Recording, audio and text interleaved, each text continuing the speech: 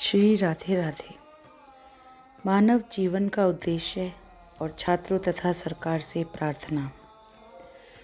मनुष्य जीवन का प्रधान और एकमात्र उद्देश्य है भगवत प्राप्ति। इसी को मोक्ष, मुक्ति या आत्म साक्षात्कार कहते हैं। अन्यान्य योनियों में इस उद्देश्य की सिद्धि नहीं होती, इसीलिए इस मानव योनि की विशेष महत्ता है और इसीलिए अनुभवी ज्ञानी सर्वभूतों के हित में रत महात्मा ऋषियों मुनियों ने जीवन के आरंभ से ही नहीं, गर्भाधान काल से ही गर्भाधान को भी एक पवित्र संस्कार का रूप देकर मानव जीवन को ब्रह्म प्राप्ति या भगवत प्राप्ति का साधन बनाने का प्रयत्न किया है। इसी से हमारे यहाँ 4 वर्ण और 4 आश्रमों का विधान है और इसीलिए कठोर संयम तथा त्याग, तपस्या एवं कर्तव्य पालन को मुख्य बनाकर जीवन यापन करने की विधियों का निर्माण हुआ है। इसीलिए हमारा पुरुषार्थ जीवन का ध्येयोपयोगी साधन कामोपभोग परक नहीं है, वरम धर्म, अर्थ, काम, मोक्ष के रूप में 4 तत्वों से ग्रथित है। जगत में अर्थ, काम की आवश्यकता है, इसलिए उसकी अवहेलना नहीं है, परंतु वह अर्थ, काम, भोग स्वच्छंद नहीं है। वह है धर्म के द्वारा अर्जित और संयमित, नियमित, इसीलिए उसका परिणाम मोक्ष है। धर्म से अनियंत्रित यथेच्छ अर्थ और काम तो महान अनर्थकारी, दुखोत्पादक, दुख योनि, जीवन को पतन के गंभीर गर्त में गिराने वाला होता है। वह मानव को मानवता से गिराकर क्रूर, पिशाच और भोग प्रमत्त असुर के रूप में परिणत कर मानव जगत को हिंसामयी क्रूर वधस्थली बना देता है। आज सर्वत्र यही हो रहा है और यह मोक्ष कामना शून्य तथा धर्म से अनियंत्रित स्वच्छंद अर्थ काम की अभिलाषा ही अवश्यम भावी दुष्परिणाम है। इसीलिए मानव को अपने जीवन के प्रधान लक्ष्य को तो कभी भूलना ही नहीं चाहिए। श्रीमद् भागवत में अवधूत के वाक्य हैं कि यह मनुष्य शरीर यद्यपि अनित्य है, मृत्यु सदा इसके पीछे लगी रहती है, तथापि यह है कि इतने महत्व का कि परम पुरुषार्थ मोक्ष की प्राप्ति इसी शरीर से हो सकती है। इसीलिए अनेक जन्मों के बाद इस अत्यंत दुर्लभ मनुष्य शरीर को पाकर बुद्धिमान पुरुष को चाहिए कि वह शीघ्र से शीघ्र मृत्यु के पहले ही मोक्ष प्राप्ति का प्रयत्न कर ले। इस जीवन का मुख्य उद्देश्य मोक्ष ही है। विषय भोग तो सभी योनियों में प्राप्त हो सकते हैं, इसीलिए उनके संग्रह में यह अमूल्य जीवन नहीं खोना चाहिए। संसार के अर्थ भोग की उपेक्षा नहीं, परंतु वही जीवन का लक्ष्य नहीं है।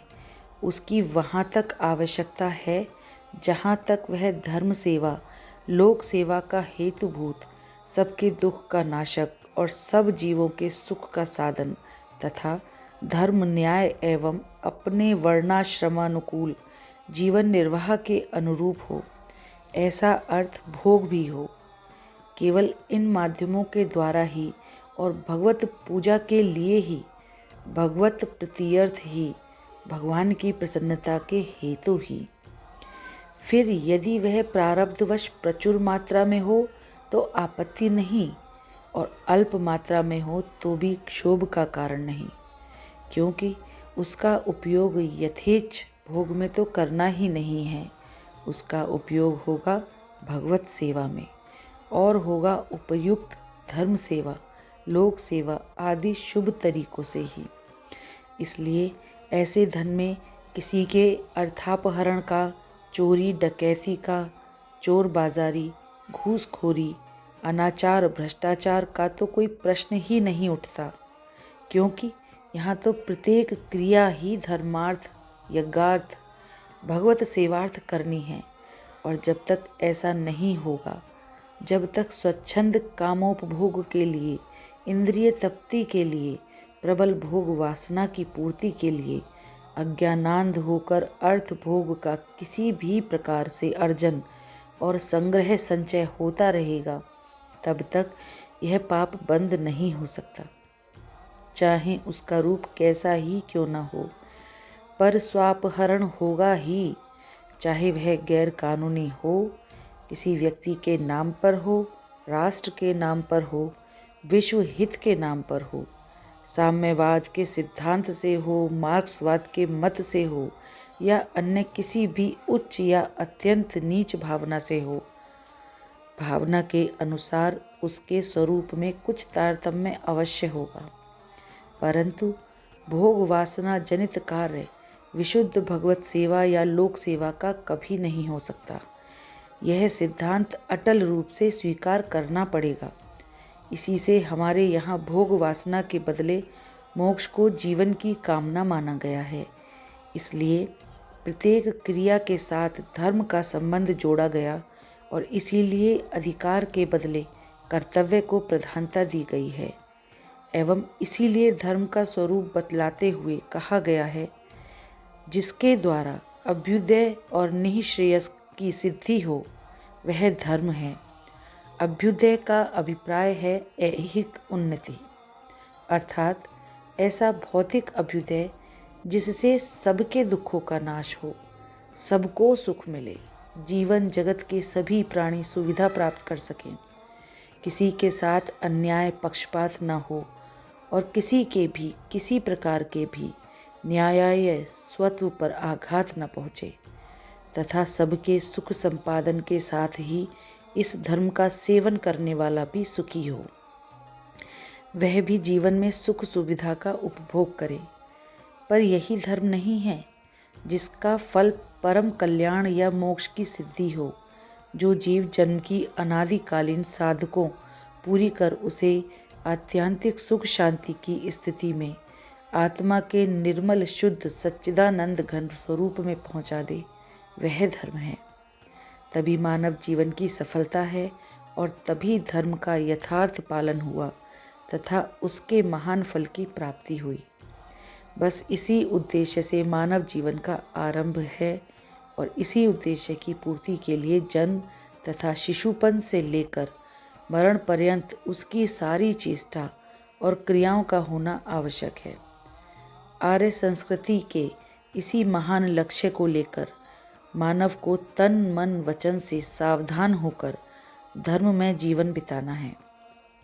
श्रीमद् भागवत में कहा गया है कि यदि मनुष्य मन वाणी शरीर और बुद्धि से धर्म का आचरण करता है और वह धर्म उसे शोक रहित दिव्य लोकों की प्राप्ति कराता है, और यदि धर्म करने वाले पुरुष स्वर्गादि लोकों के भोगों में आसक्त नहीं होते, तो उन्हें वही धर्म मोक्ष की प्राप्ति करवा देता है।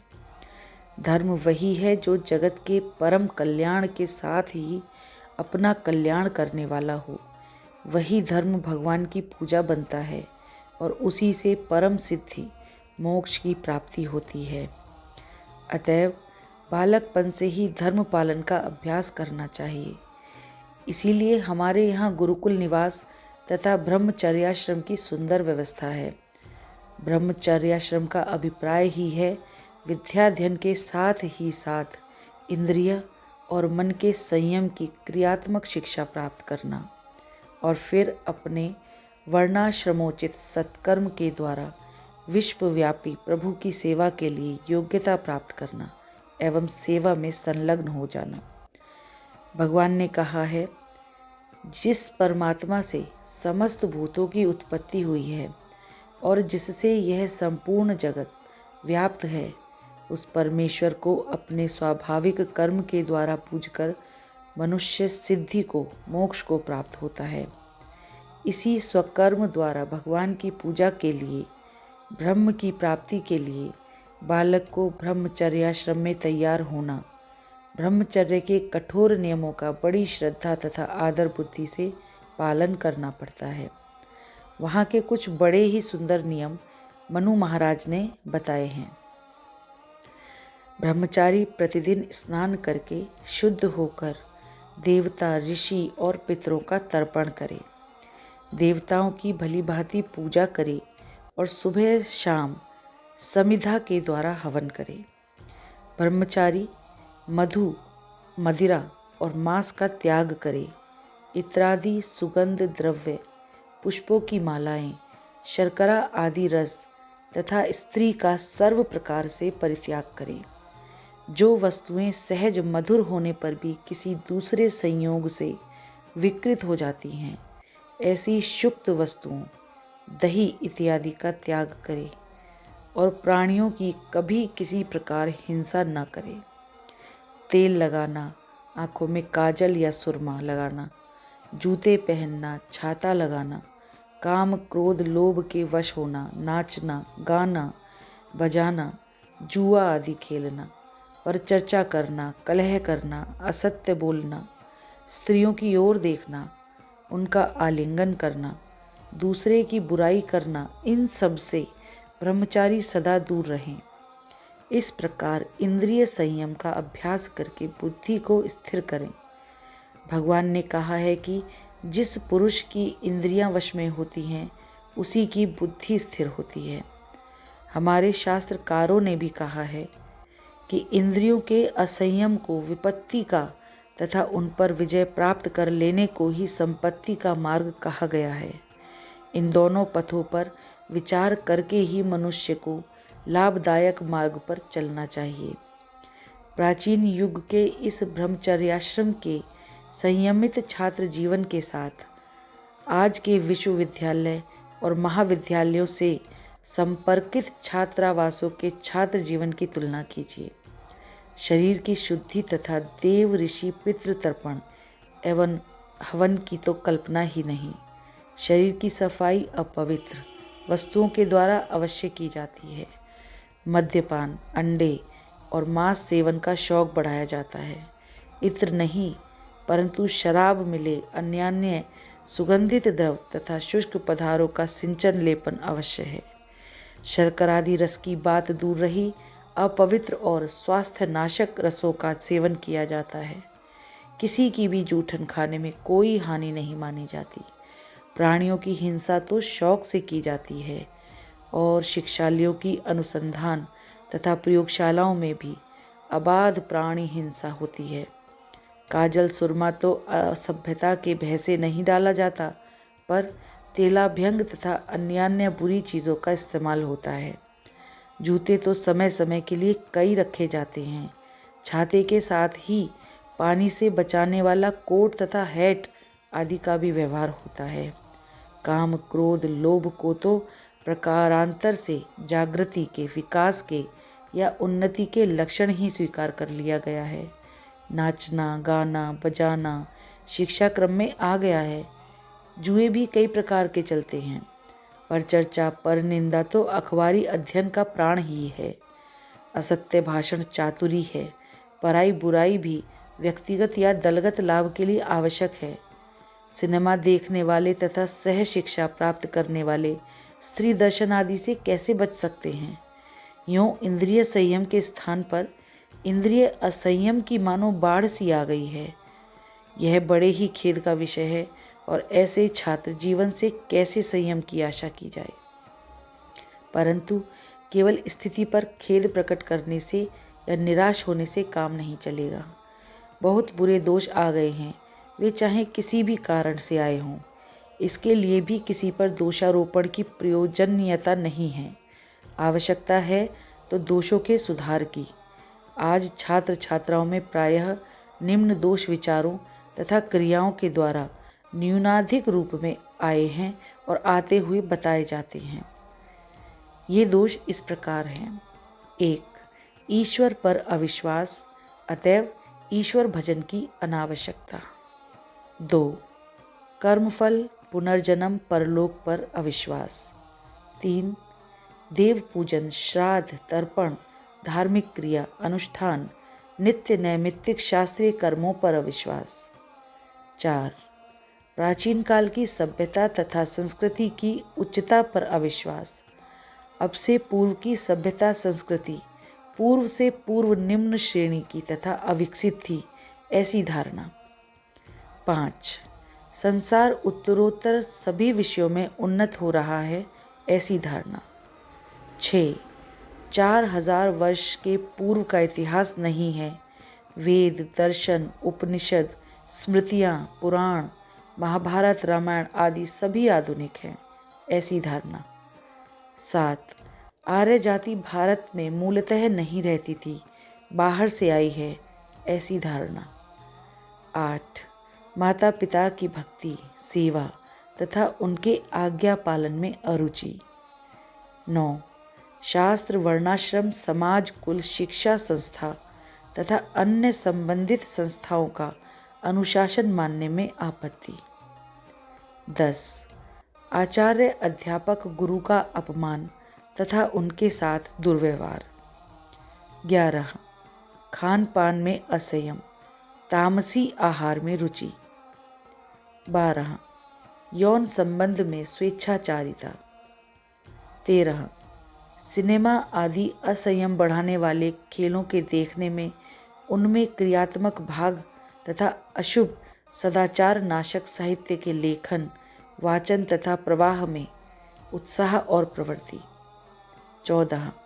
विलासिता की सामग्रियों का अवबोध और अमर्याद सेवन तथा अत्यंत खर्चीला जीवन। 15.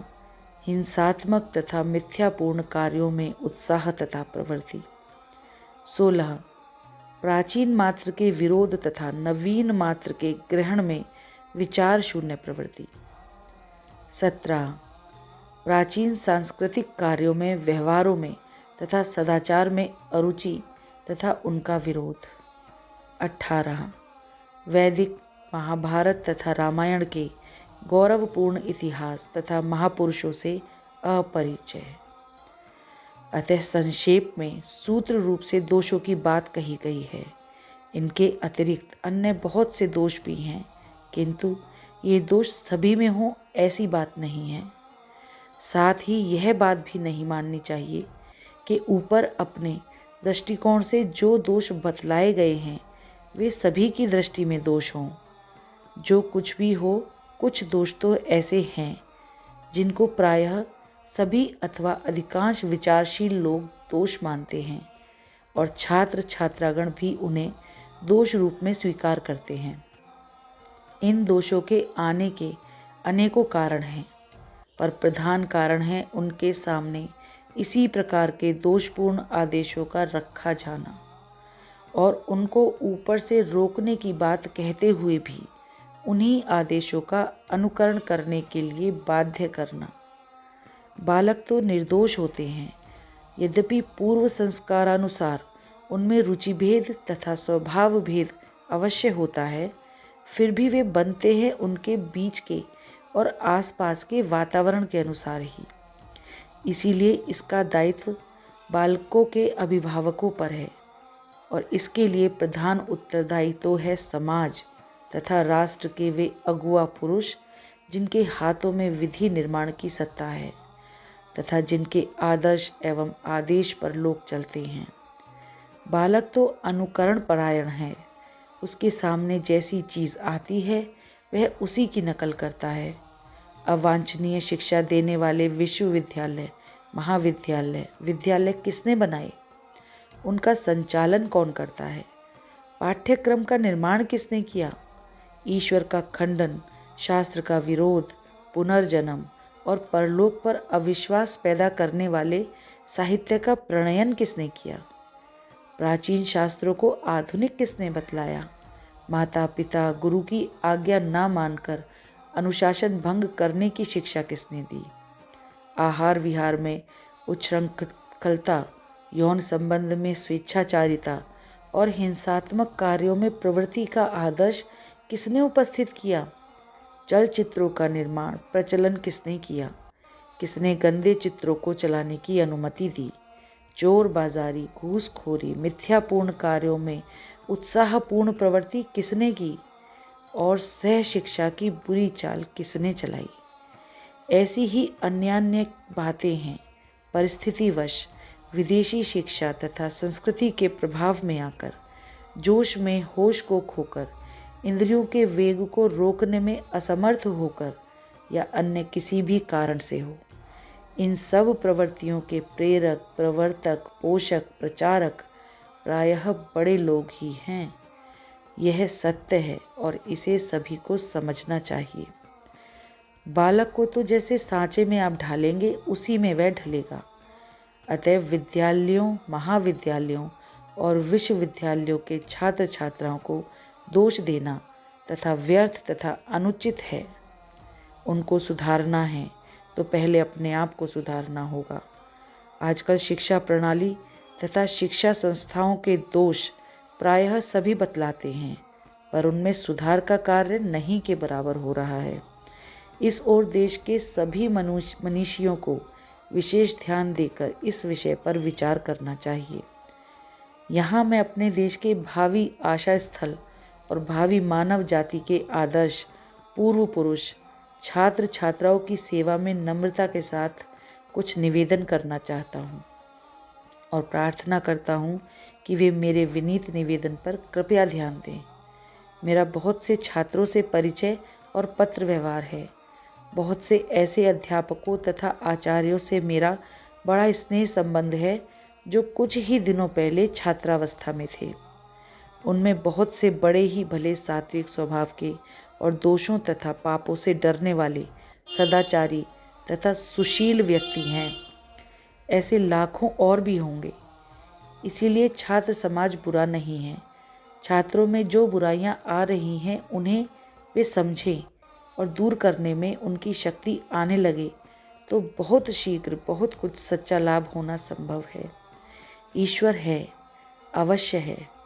प्रकृति का प्रत्येक कार्य ईश्वर की सत्ता का प्रमाण दे रहा है। ईश्वर की सच्ची सत्ता को मानने में बड़ा ही लाभ है। यह संत महात्माओं का अनुभव है। धर्म है, धर्म ही जीवन का प्रधान अवलंबन है। धर्महीन जीवन पशु जीवन है। श्राद्ध तर्पण से मृत पितरों की तृप्ति होती है। इसमें अनेकों प्रमाण हैं और यह सर्वथा अनुभव सिद्ध तथ्य है। हमारी सभ्यता तथा धर्म बहुत प्राचीन है। हमारा प्राचीन इतिहास अनंत गौरव गाथाओं से युक्त है, सच्चा है। हमारे बहुत से पूर्व पुरुष ज्ञानी, योगी, तपस्वी, सिद्ध तथा महान ऐश्वर्यवान थे। आर्य जाति का मूल देश आर्यावर्त या भारतवर्ष ही है और हमारी सभ्यता करोड़ों वर्ष पुरानी है। महाभारत, रामायण इतिहास हैं। पुराणों में प्राचीन ऐतिहासिक तथा धार्मिक महत्व के प्रसंग हैं। इनमें न्यूनाधिकता समय समय पर की गई है, ऐसे अनुमान होता है, पर मूल वस्तु तत्व सर्वथा यथार्थ है।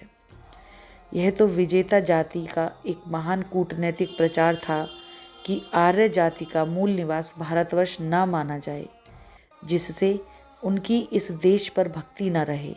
विकास का सिद्धांत माना जाए तो इनकी अपने पूर्व पुरुषों तथा अपनी प्राचीन संस्कृति पर अनास्था हो जाए एवं पुराना इतिहास न माना जाए तो इन्हें अपनी गौरव गाथा का ज्ञान ही ना हो। वस्तुतः हमारा जीवन अत्यंत गौरवमय था। तब योग, ज्ञान, सिद्धि आदि के साथ ही मंत्र विज्ञान बड़े उच्च स्तर पर था। विज्ञान तथा ऐश्वर्य की बहुत ऊंची स्थिति में था। हमारे यहाँ के शास्त्रों के समान शास्त्रों का निर्माण जगत में अभी तक नहीं हो सका है। मंत्रात्मक चेतन इच्छारूप शस्त्रास्त्र थे, उन्हें लौटाया भी जा सकता था। इस प्रकार के अस्त्रों का वर्णन रामायण तथा महाभारत आदि में मिलता है। उनके सामने आज का अणुबम सर्वथा नगण्य तथा दोषयुक्त है। प्राचीन काल में विमान विज्ञान भी बड़ा अद्भुत था। रामायण में चेतन की भांति कार्य करने वाले तथा हजारों व्यक्तियों को लेकर उड़ने वाले पुष्पक विमान का वर्णन है। कदम जी के विमान का वर्णन श्रीमद् भागवत में मिलता है। वह विमान कांतिमान था और इच्छानुसार चलने वाला तथा चाहे जिस लोक में जाने वाला था। उसमें सब प्रकार की सामग्रियां थीं। ये लिखा है कि वे उस महान विमान में बैठकर वायु के समान सभी लोकों में विचरते हुए विमानचारी देवताओं से भी आगे बढ़ गए। शाल्व राजा के सौभ विमान के संबंध में वर्णन है कि वह इतना विचित्र था कि कभी अनेक रूपों में दिखता, कभी एक रूप में, कभी दिखता तो कभी न दिखता, कभी पृथ्वी पर आ जाता, कभी आकाश में उड़ने लगता, कभी पहाड़ की चोटी पर चढ़ जाता तो कभी जल में तैरने लगता। वह अलात चक्र के समान घूमता रहता था। वह विमान आकार में नगर के समान था। विमान संबंधी प्राचीन ग्रंथों में लिखा है, मार्ग की यासा, व्यासा, प्रयासा आदि वायु शक्तियों के द्वारा सूर्य किरणों में रहने वाली अंधकार शक्ति का आकर्षण करने से विमान छिप जाता है। रोहिणी विद्युत के फैलाने से विमान के सामने आने वाली प्रत्येक वस्तु को देखा जा सकता है। शब्द ग्राहक यंत्र के द्वारा दूसरे विमान पर के लोगों की बातचीत आदि सुनी जा सकती है। रूपाकर्षण यंत्र द्वारा दूसरे विमानों की वस्तुओं का रूप देखा जा सकता है। दिशामपति नामक यंत्र की सुई के द्वारा विमान के आने की दिशा जानी जा सकती है। संधिमुख नामक नली के द्वारा अपस्मार नामक धूम को एकत्र करके स्तंभन यंत्र के द्वारा दूसरे विमान पर फेंकने से उस विमान पर रहने वाले संपूर्ण व्यक्ति स्तब्ध हो जाते हैं। और भी बहुत सी बातें हैं। इससे विमान विज्ञान का अनुमान होता है।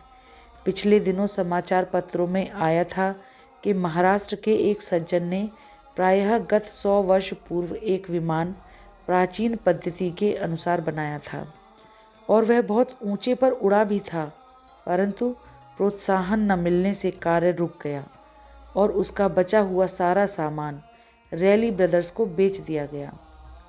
प्राचीन काल का मंत्र विज्ञान भी बड़ा चमत्कारिक था। मंत्र शक्ति से चाहे जिस वस्तु का निर्माण हो सकता था।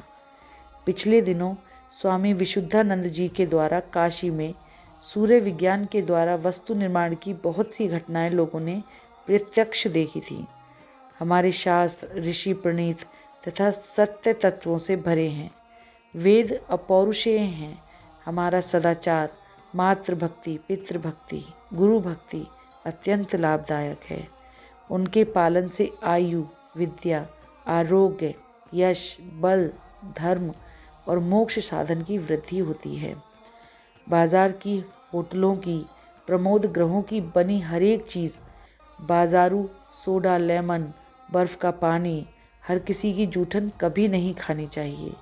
खराब चीज़ों से तथा गंदगी से बनी होने से उनमें स्वास्थ्य नाश होता है, बीमारियां फैलती हैं, व्यर्थ व्यय होता है और आचार तथा धर्म का नाश भी होता है। विलासिता के प्रसार प्रचार से बड़ी हानि हो रही है। गंदे साहित्य से लोक हानि बहुत बड़ी मात्रा में होती है। चरित्र ही महान निधि है और विलासिता की सामग्री, विलासी जीवन तथा गंदे साहित्य से चरित्र का नाश निश्चित होता है। चलचित्र इनमें बहुत बड़ी हानिकारक चीज़ है। मेरी छात्र छात्राओं से प्रार्थना है कि वे विलासिता, प्रसार, गंदे साहित्य तथा चलचित्रों के विरुद्ध जोर की आवाज़ उठाएं। रुपयों के लोभ से जो व्यापारी, साहित्यिक, चलचित्र निर्माता तथा सरकारी अफसर छात्र छात्राओं से तथा समाज के नैतिक स्तर को पूरी तरह से गिराने का पाप प्रयत्न कर रहे हैं, उन्हें ऐसा करने का क्या अधिकार है। छात्रगण प्रबल आंदोलन करके जगह जगह अपना विरोध करें और प्रतिज्ञाएं कराएं। सरकार को बाध्य करें जिसमें विलासिता की सामग्रियों का प्रचार रुके, गंदा साहित्य बंद हो और कम से कम गंदे चलचित्रों का प्रणयन और प्रचार सर्वथा रुक जाए। छात्रों को याद रखना चाहिए कि उनके निर्मल तथा निर्दोष मन में मनोरंजन के तथा कला के नाम पर मीठा जहर भरा जा रहा है और कुप्रवृत्ति, कदाचार, कुसंग, कर्म के प्रति उनके मन में आसक्ति तथा मोह उत्पन्न करके उन्हें पतन के गहरे गर्त में गिराया जा रहा है। उनके साथ यह बहुत ही जघन्य छलपूर्ण बर्ताव हो रहा है। नहीं तो भला अच्छे भले घर की युवतियों और युवकों के मन में पाप वासना क्यों पैदा होती? क्यों वे कुल कुमारियाँ कला के नाम पर पुरुषों का नीच स्पर्श और उनके साथ श्रृंगार आलाप का अभिनय करके तथा लाखों करोड़ों पुरुषों की पाप दृष्टि अपने ऊपर गिराने के लिए जगह जगह गली गली में अपने श्रृंगार रूप के पोस्टर छपकर चिपके देखने में सुख और गौरव समझती? क्यों सात्विक घर के कुल का नाम ऊंचा करने के लिए उत्पन्न नवयुवक इस पाप पंख में फंसते और उस कीचड़ में सने रहने में निंद्य गौरव का अनुभव करते। और क्यों किसी स्टेशन पर, किसी रेल के डिब्बे में, किसी मकान के बरामदे में या किसी मैदान में चलचित्र में अभिनय करने वाले उच्छृंखल तथा आदर्शहीन तरुण नट नटियों के महात्मा तथा पुण्य पुरुषों की भांति देखकर आनंद ध्वनि करने, उनके नाम पर नारे लगाने तथा उन पर फूल बरसाने का अनैतिक तथा अनाचारपूर्ण कार्य करते। क्यों उन नट नाटियों के नामों को अपने पवित्र नामों और कामों के साथ जोड़ते और क्यों उनके नाम के बुशर्ट और साड़ी पहनने में गौरव मानते। इस सब का कारण यही है कि धन लोलुप तथा विषय लोलुप बड़ी उम्र के व्यापारियों तथा अन्य लोगों ने निर्दोष छात्र छात्राओं तथा समाज के तरुण तरुणियों को मोह मदिरा पिलाकर उन्हें पागल बना दिया है। वे अपने ऊपर होने वाले इस सभ्यता भरे जुल्म, इस मीठे अत्याचार को देखें, अपनी स्थिति समझें, समाज की स्थिति समझें और इस माया जाल से मुक्त होकर सबको अपने चेत में आ जाने की चेतावनी दे दें और आगे से इस पाप को असंभव बना दें।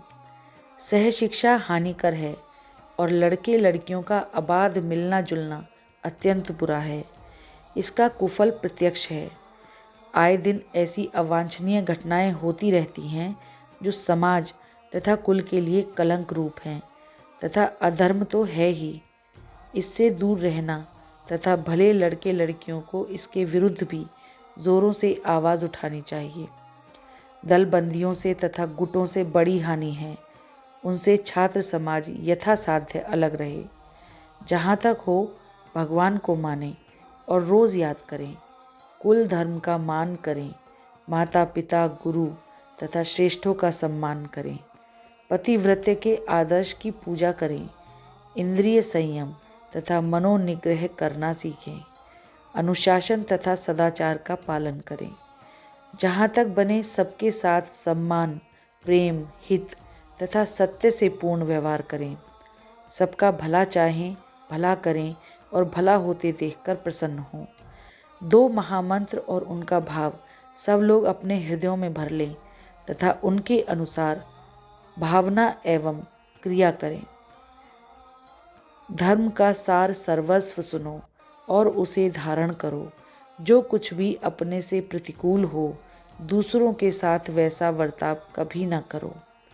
यही मनाओ कि सब जीव सुखी हों, सब तन मन से निरोग हों, सब कल्याणों का दर्शन करें, सब मंगल का भगवान का दर्शन करें और दुख का भाग किसी को न मिले। इस प्रकार अपने जीवन को संयम पूर्ण, मंगलमय और सदाचार परायण बनाकर इस लोक में उपयुक्त अभ्युदय को प्राप्त करें और मानव जीवन के चरम लक्ष्य निःश्रेयस या मोक्ष को प्राप्त करके भगवत प्राप्ति करके जीवन की चरम सफलता को प्राप्त हों।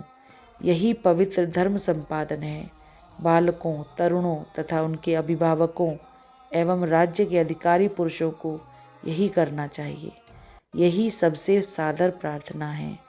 साथ ही सरकार से भी प्रार्थना है कि वह विशेष विचार करके भारत की प्राचीन अध्यात्म प्रधान संस्कृति की रक्षा करें। संस्कृति का विनाश, स्व पर अनास्था, यह बहुत बड़ी हानि है। स्वराज्य प्राप्त करके भी यदि हमने स्व को भुला दिया और खो दिया तो वस्तुतः हम हानि में ही रहेंगे। अतएव अपने पवित्र संस्कृति की रक्षा के लिए पूर्ण प्रयत्न करना चाहिए। सरकार के एक बहुत बड़े उच्च पदस्थ महानुभाव ने मुझसे कहा था कि आजकल पढ़े लिखे लोगों में ऐसे पुरुष बहुत मिलते हैं जो राम की माता, भ्राता तथा पत्नी का नाम नहीं जानते, पांडवों का नाम नहीं बता सकते। यदि यह बड़ी दुखद स्थिति है, जब अपने गौरव जीवन पूर्वजों का ही परिचय नहीं रहेगा, तब उनकी संस्कृति से तो सरोकार ही कैसे रहेगा। इस दिशा में सरकार के सम्मानित पुरुषों को, साथ ही देश के प्रत्येक विचारशील नर नारी को विचार तथा कर्तव्य का निश्चय करना चाहिए। शिक्षा सुधार की भी बड़ी ही आवश्यकता है।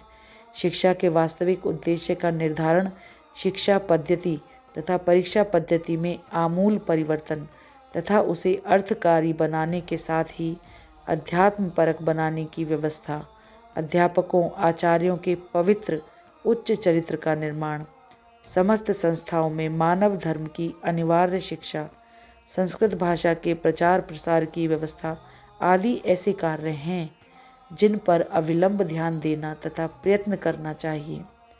दुख है कि संस्कृत के जो विद्वान पंडित चले जा रहे हैं उनके स्थान की पूर्ति असंभव हो गई है। यही क्रम रहा तो कुछ वर्षों बाद दर्शन शास्त्र के तथा व्याकरण के ग्रंथों को लगाने वाले भी मिलेंगे या नहीं, इसमें संदेह है। परीक्षा पद्धति के दोष से यही दशा अंग्रेजी में भी है। प्राचीन एंट्रेंस पास लोगों में जो योग्यता थी वैसी आज के ग्रेजुएट में नहीं मिलती। परीक्षा का ध्येय भी घटना आवश्यक है। छुट्टियों का कम किया जाना तथा पढ़ाई की उम्र का घटाया जाना बहुत ही आवश्यक है। इसमें धन का तथा समय का बड़ा ही दुरुपयोग तथा व्यर्थ व्यय होता है।